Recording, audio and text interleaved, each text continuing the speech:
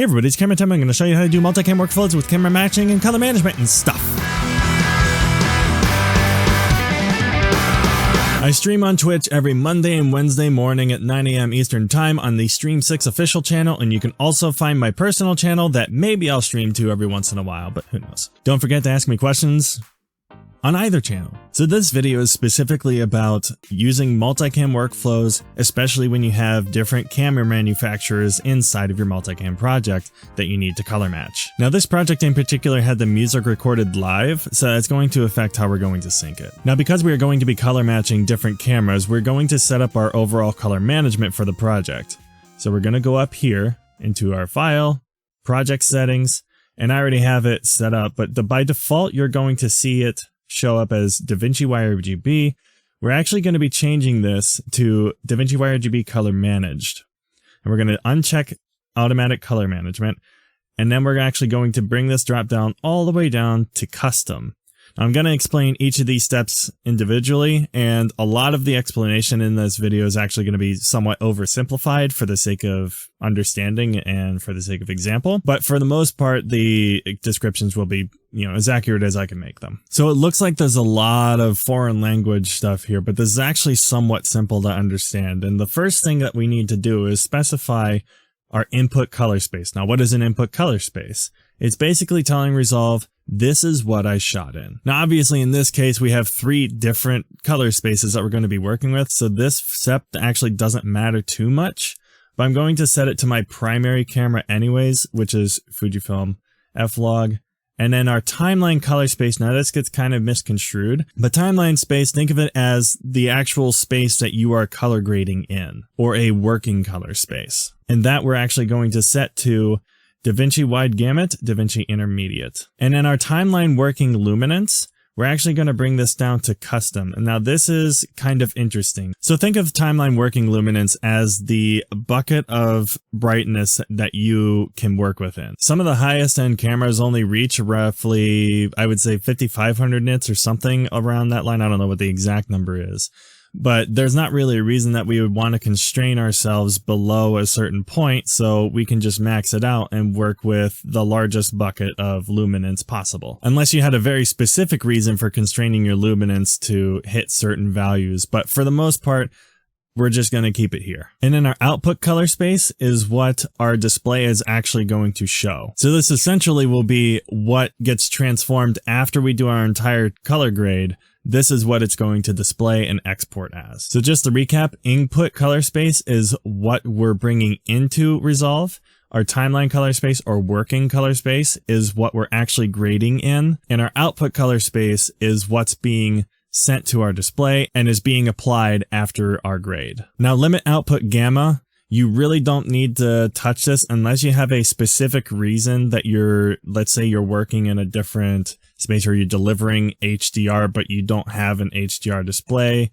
So you would want to set to Rec 2020 so that when you deliver, it really maps your gamut. But for the most part, you're not really going to need to touch this. So you can just leave that at whatever the output space is so that they're the same. Now your input and output DRTs, now DRT stands for display rendering transform, but essentially what that means is it's tone mapping your footage when it comes into Resolve and when it comes out to your display. Now there's multiple schools of thought on how you want these to be set up, but there's 2 terms that we're going to explore real quick to determine whether or not we actually want an input display transform or not. And those 2 terms are display referred and scene referred. Now, without getting too technical on what those actually imply, think of scene referred as this is what your camera captures, and display referred as this is what your display can actually physically show, because the 2 are not the same. What your camera captures is not the same as what your display can show. So working with log or DaVinci Wide Gamut or ACES, those are the types of things we would refer to as scene referred, because those are spaces that your display can't physically reproduce. But something like Rec 709 would be display referred, because that's the type of color space that your display is actually physically reproducing. So knowing this and knowing that we're coming from a log space and going into a DaVinci Wide Gamut space, we actually don't want an input DRT setup because we're actually going from scene referred to scene referred still.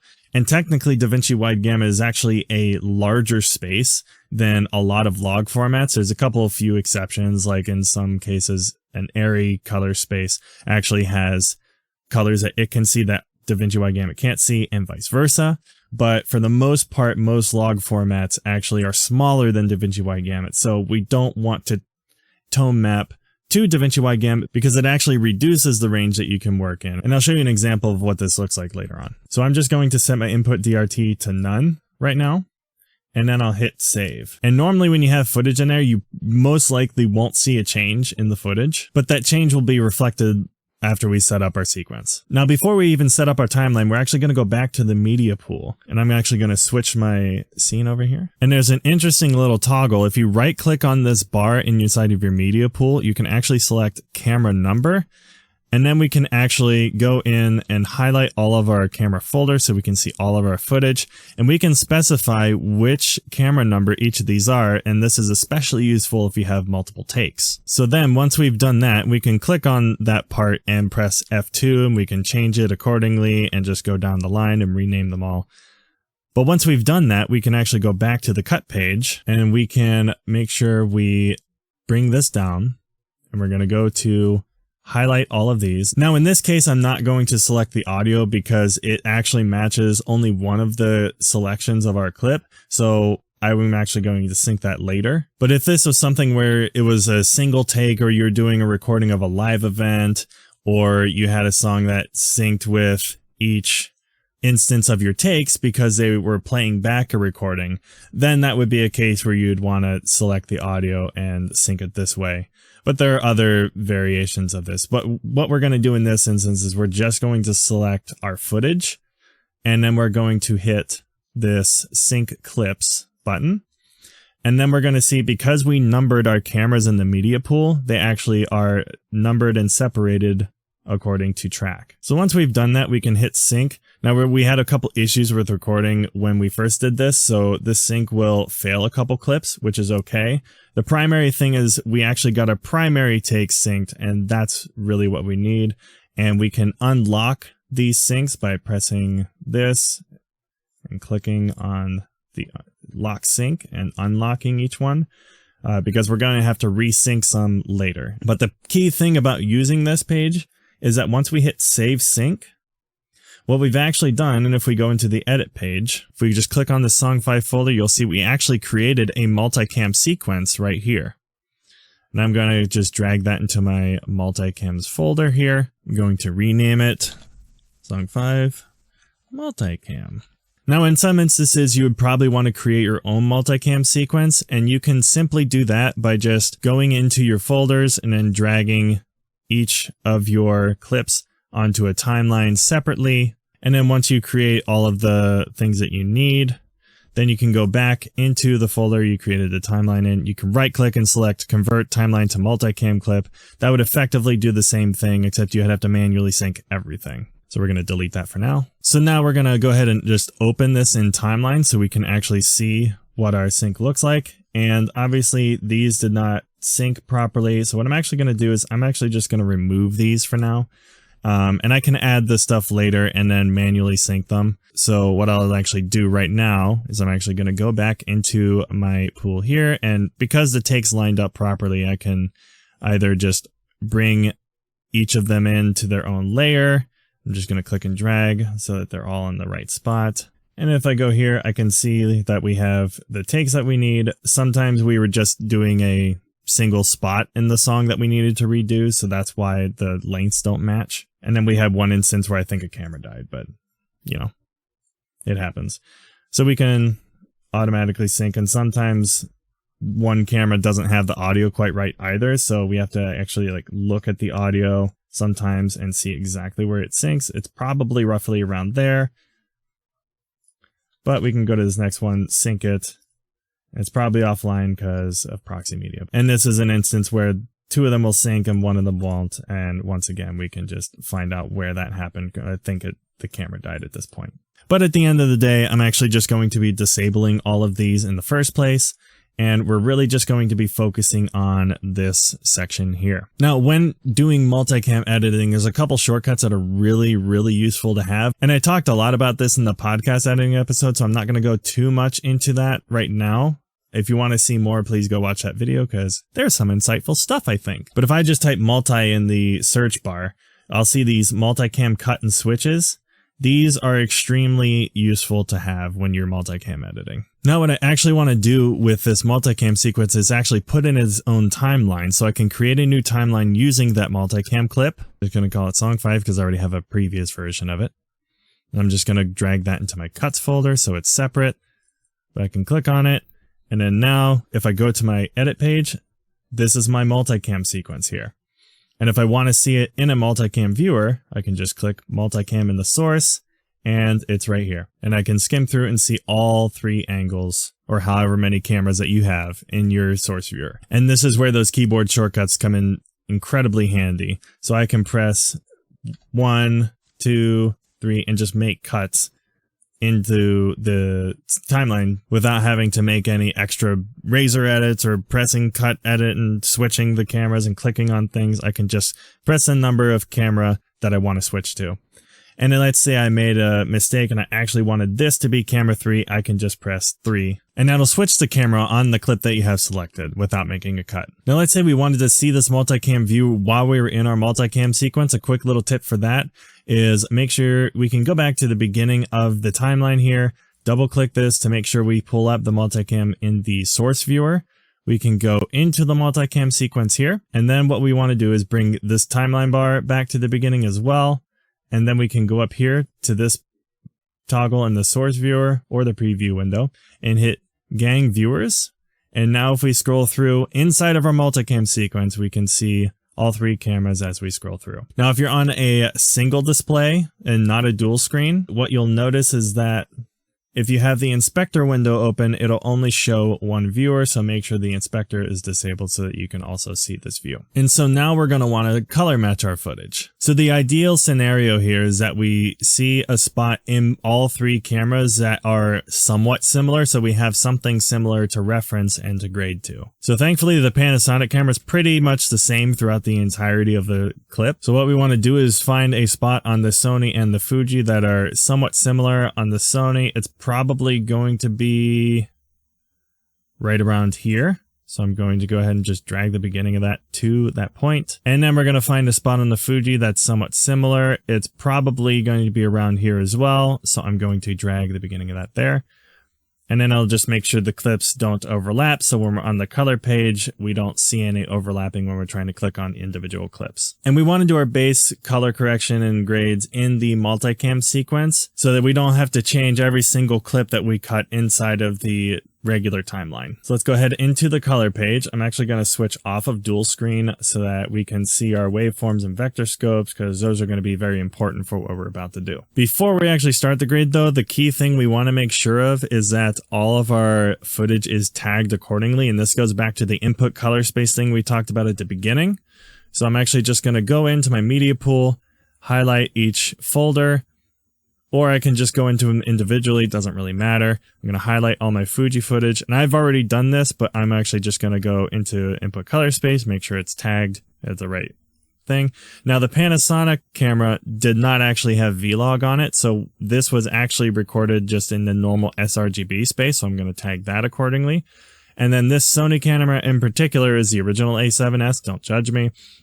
I shot that in S-Log2. Now, if the footage was not tagged, you're likely to see something that looks like this. And that's why we want to tell Resolve, hey, I don't want you to automatically tag these as a certain color space. I want to tag these myself so that when you do tag the input color space on each individual clip, it ignores the project setting preference that we set. So with all of our footage tagged, we can go into the color page. And because we made those adjustments on the clips to start at a different spot, I'm going to turn off dual screen so that we can see our waveform and vector scope, because that's going to be very important. If I just pull up the clips here and I click on each of them, we can see they start each at a spot where we can somewhat easily reference them. Now, the Fuji is going to have the best overall look of each of these cameras just based on how it was shot. And the key thing we want to focus on in this preliminary grade is we're just trying to match all 3 cameras. We don't want to focus on creating an overall heavy aesthetic for the whole piece. So I'm going to start by just getting the Fuji, and it already actually looks like it's on a pretty good spot. So there's not a ton I want to do with it, but I do want to adjust the white balance to get rid of just a tiny bit of that green shift that it's showing. And if we look at our vector scope, you can see there's a tiny leniency towards the yellow and green side. And we can see that even more if we pull up our show 2x zoom and skin tone indicator. We can see that this is likely where all those other colors and skin tones are going. We don't really want it to be that far over to the yellow, so we're actually just going to adjust for that now. And I'm going to talk really quickly about a concept of using linear. Now, this is why using color management is so important.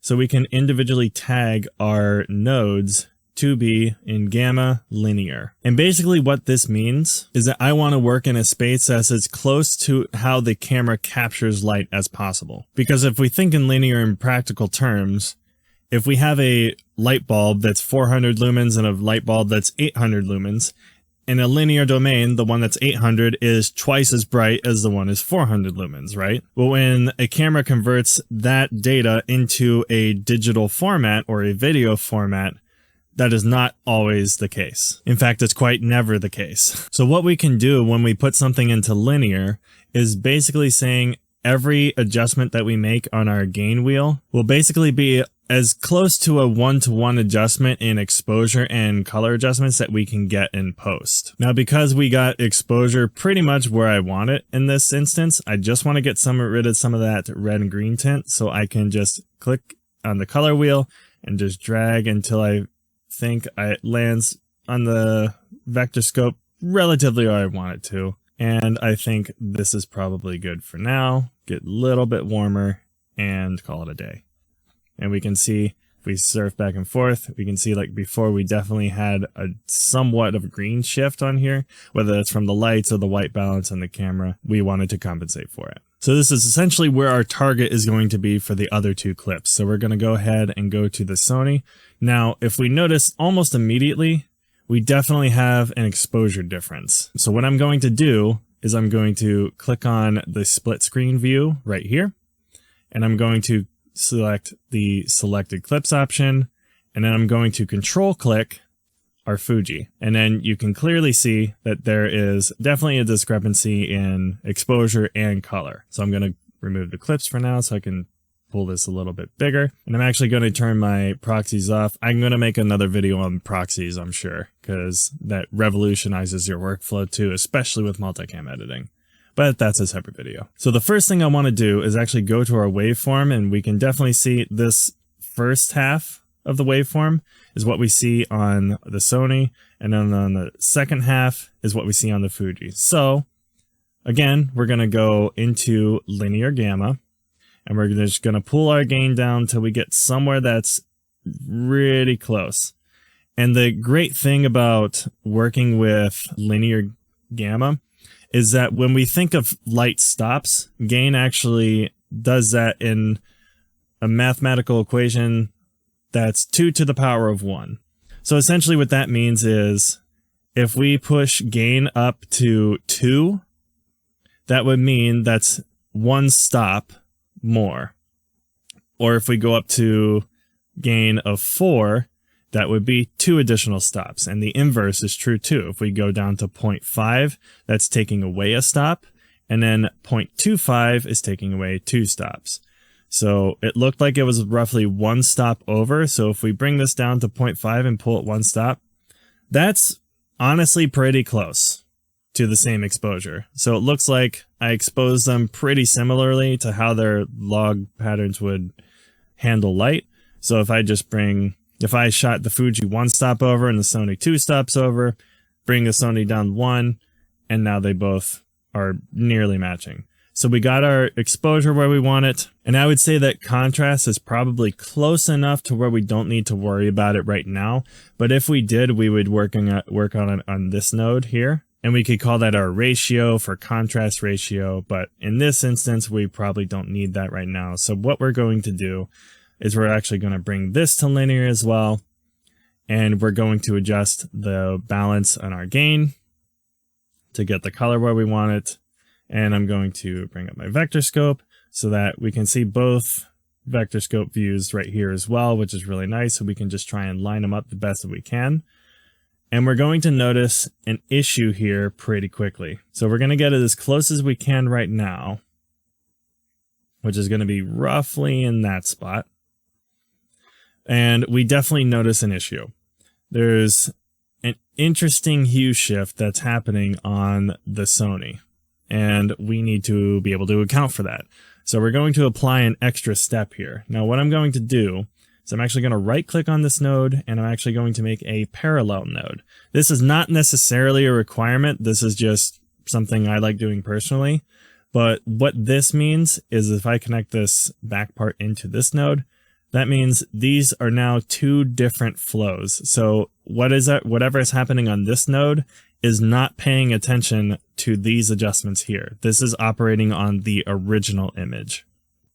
And again, this is not something that you have to do, but in terms of working between exposure and overall white balance and then doing fine tunings with color, like as secondaries, it feels better to do two different lanes of stuff. Just don't do any blur effects or anything that's what's known as spatial adjustments in either layer, because they don't mesh well when they come back together and can create a lot of artifacting. So normally you would either use a color warper or you would go with hue versus hue. What I'm actually going to do is something a little bit different. I'm going to bring some new concepts, but I'm going to right click on this. I'm actually going to go to color space, HSL. Now HSL, you could probably figure out what that means, is hue, saturation, and lightness or luminance, but it actually stands for lightness.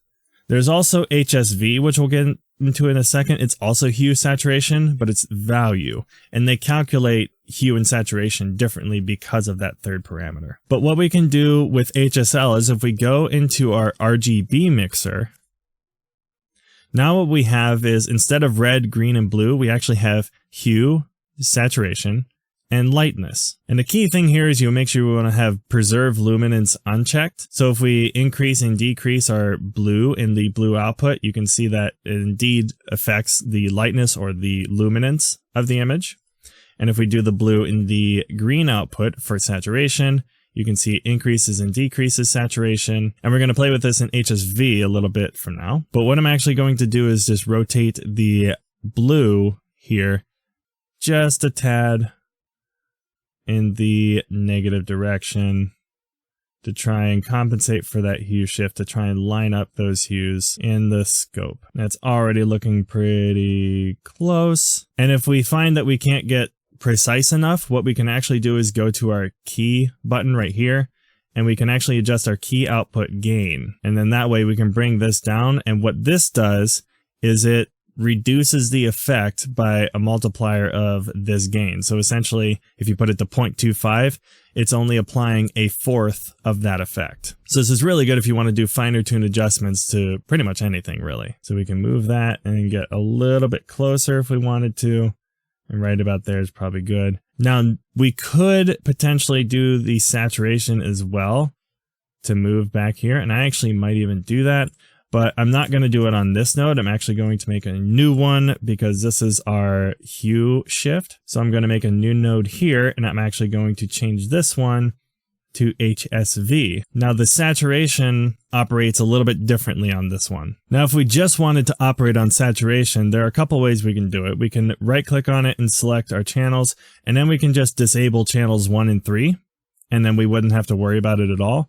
However, we can also just drag the green channel in our gain, and it would effectively do the same thing. So I'm going to go ahead and just move this around here, and we can see how that's affecting our saturation. I'm just going to bring it down just a touch.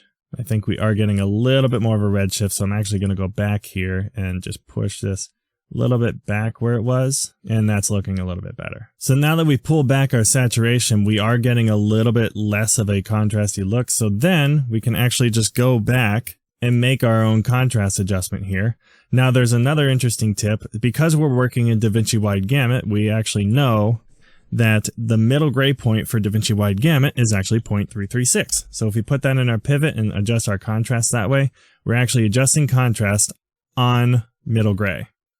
which is pretty nice to have. But if we don't want to do that, we don't have to. That's obviously not a requirement. So we can just maneuver our pivot here until we get a look that's somewhat similar. We don't want to add too much contrast, but we just want to get the look somewhat close. Looking at our waveforms, making sure that our high points and low points are somewhat close to each other. And if we don't want to do any saturation adjustments, we want to keep saturation the same, we can also go into our HDR wheels and adjust contrast pivot from here as well. And this actually preserves saturation. When you adjust contrast in your primary wheels, they actually increase your saturation because it's making your colors more dense. But the HDR zone contrast pivot does not do that. Either one is up to personal taste. For me personally, I'm actually going to do my contrast pivot here, get it to a spot where it's looking pretty close.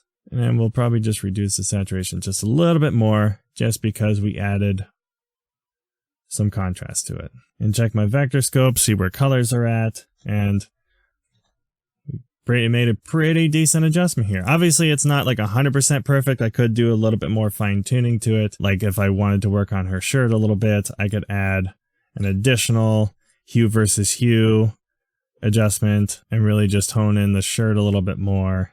Just really show that green and then adjust the saturation of that same color as well. And we just add that little bit of extra finesse to the shirt. But the key thing about the whole color matching is that you want to do as broad of strokes to your nodes as possible before you start doing the really fine tuning stuff, because the closer you can get with broad strokes, the less your footage is going to break. So now that we got that in a somewhat reasonable spot, we can go back to our clips. I'm just going to select the Panasonic and back to the Fuji again with highlighting them both. And we're going to take a similar approach. Let's go ahead and pull up our waveform. And the first thing is we actually probably want to bring exposure up on this one. So again, we're going to go to linear, bring up our gain, and we don't even necessarily have to follow the exact stop rule because I think going up to 2 is probably a little bit too much. So I'm just going to bring it down to about here. That looks pretty close. Now what's interesting is our contrast is actually too heavy in spots. So we can see our blacks and our dark areas and our brightest area are looking somewhat clipped. And obviously it's because we recorded in a much more confined space. The camera wasn't meant to hold as much dynamic range as our other ones were. So we are actually going to adjust our contrast here, and we're going to go ahead and actually do this on middle gray. So we're going to go ahead and go to 0.336 and just start reducing contrast until we feel like we have something that we can work with in our shadows. Probably around here is good, where I can push things and move things as needed. So I'm going to go ahead and make another node, and we are going to go ahead and do our balance now that we have our exposure and contrast where we want it. So go back to linear, and let's go to our vector scope. We're going to bring this up until it lines up as close as we can get it. And that's looking somewhat close. So we're going to go ahead and add a parallel node. Now the odd thing that we have going here is that some of the colors are more dense in some of the highlighted areas and then significantly reduced in the shadow areas. But basically what we want to do is we want to almost compress our colors in a way. So what we can do there is we can go actually back into HSV. And then this is an interesting trick. If we bring our gain down in the green channel, let's just say we bring it down to 50 or so, and then we bring our green up in gamma to there, effectively what we've done is we brought the highest points down and then the body of the colors up. If I just turn this off here so we can see the full clip, I'm going to turn the clips off so I can zoom in a little bit more. If we just take a look at the vector scope, you can see some of these outer regions are being reduced in, but the inward parts are becoming a little bit more round. It's kind of hard to see because the clip doesn't have a ton of contrast and there's not like a whole lot happening, but you can especially see in these highlighted areas, and especially on some of their faces, when I turn this off, they have reduced color on their faces, but there's a increased color on the background because the background was so heavily colored. But then when I turn this on, kind of brings them in a little bit more and gives just that little edge that we need to reduce our color contrast, as it were. So we'll bring this viewer back up, and the next thing we need to do is just make sure we can control the primaries part of it. So we will make that node afterwards this time. And let's just go ahead and start pushing our gain, bringing our lift down to where those parts are. And then we'll just bring our gamma down to make that density really work. Push the gain up a little bit, make sure those highlights are going where they should. And a lot of this will be by eye, but it's also by waveform as well. So it's kind of a mixture of the two. But we really want to make sure those areas are looking somewhat similar. And overall, that's looking pretty good. We can always go back and reduce the amount of saturation we're pushing into it if we need to, but we actually are pretty close. And then there's no really overwhelming hue shifts, it seems. And if I go to our vector scope and just turn this off and on, we can see that the colors are actually lining up pretty well. The only things are that maybe the shirt and jeans are a little bit slightly off, or the shirts, like the reds in the shirts. So we can again make a new node here and go to our hue versus hue, find our red areas. Now we just have to be careful with the red areas because the red, and especially magenta, is typically the hardest part to dial in, just because it's one of the weakest part of the signals when a camera takes in light. So if I move this around, I don't want to touch their skin tones as much. I just want to get a little bit of an edge on that shirt just to see I can push the shirts any farther. And if I need to, I can set a dot here and just bring that down to 0 so that there's no change past that point. And then I can bring this over a little bit farther and just really try and work on only those shirts. It looks like I found a pretty decent level. But again, this is why you don't want to use hue versus hue as your starting point, because you can get breakage pretty easily. So you, again, want to get as broad of strokes as you can. I'm going to set a point here so that I can try and smooth this out as much as possible without adding any breakage to it. And if we go back, we do get somewhat closer, and we can see that we do get a little bit of shift here, and that's probably from his coat. So definitely want to dial that back in. Just get a little bit of shift. Adds a little bit of difference, but we do have a much more reasonably matched camera now. We have our colors dialed in, we have the exposure dialed in, we have our contrast ratio dialed in.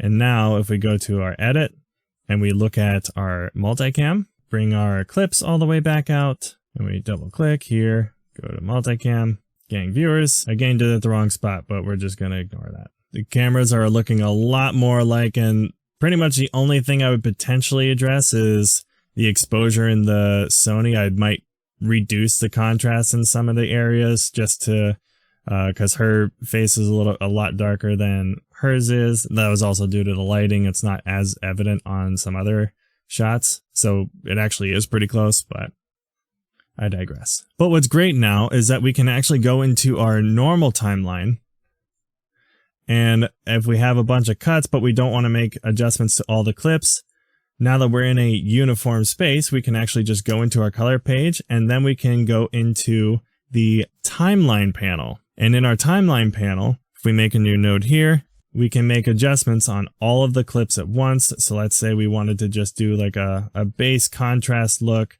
So we can, you know, bring in that classic low con look where we can raise our shadows a bit, but still have like deep looking shadows here. We can do that. And now it's applied to everything in the timeline. So even these clips got it. And we have a pretty decent look that's applied through the whole thing. Now that all the clips are color matched, the adjustments that we applied to them are relatively similar. And we can do much quicker work this way. And then we can cater to each individual clip as necessary, but without having to fiddle with all of the different color matching aspects. And these are just some of the few amazing techniques that I've been able to discover from some of the other amazing Resolve users in the community that I've kind of just compiled and used content from. But if you really want to dive deeper into color science and color management, I strongly suggest calling Kelly. He has amazing videos on color management, working in DaVinci wide gamut and ACES, and approaches a lot of things from a color science perspective. Definitely go check out his content. So hopefully this video covered some really good tips for you for your multicam and color matching needs. If you have any questions or you have any ideas of what you would like to see in the future, please leave a comment down there. And once again, I do streams on, I'll play both lower thirds and let it do its thing, because sometimes it takes a minute to see both lower thirds because there's two of them. Oh, wait, they're gone. Whoops. Well, I guess it's done. Go watch this video right here on podcast editing, because that's cool. I guess, yep, just watch it. Bye.